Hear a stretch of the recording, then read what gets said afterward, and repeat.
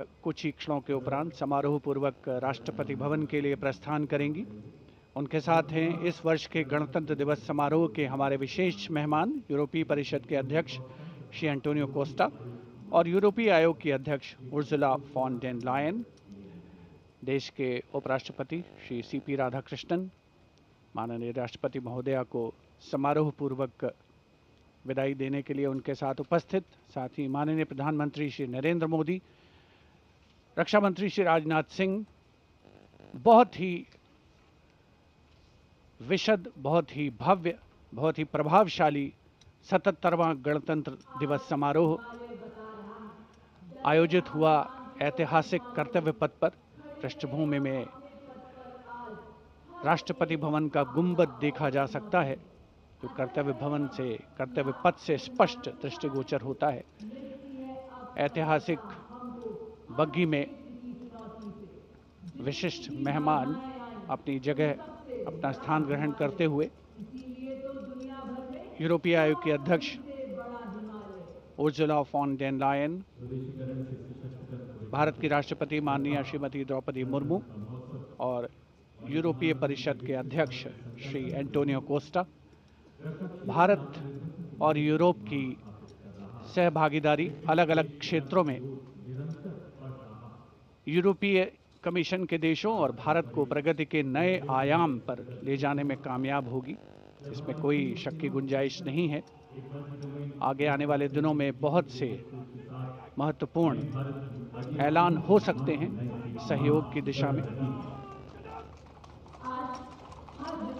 परंपरागत बग्घी में माननीय राष्ट्रपति महोदया राष्ट्रपति भवन के लिए प्रस्थान करेंगी। प्रेसिडेंट बॉडीगार्ड समारोह पूर्वक उनको राष्ट्रपति भवन लेकर के जाएंगे।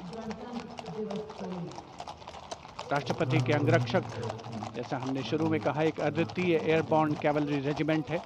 राष्ट्रपति महोदया उपस्थित जनसमूह का, जो कि कर्तव्य पथ के दोनों ओर उपस्थित हैं, अभिवादन करती हुई उनका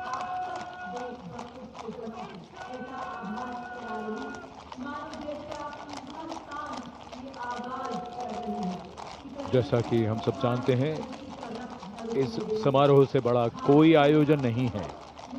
भव्य आयोजन और राष्ट्रपति जी का काफिला राष्ट्रपति भवन की ओर कर्तव्य पथ पर धीरे धीरे आगे बढ़ता हुआ, और जिस क्रम में प्रोटोकॉल के हिसाब से गण्यमान्य व्यक्तियों का आना हुआ था, अब उसके रिवर्स ऑर्डर में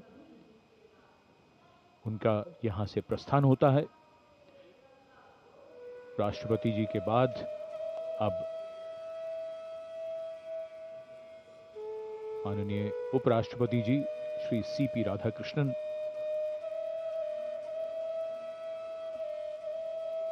सलामी मंच से कुछ देर में प्रस्थान करेंगे।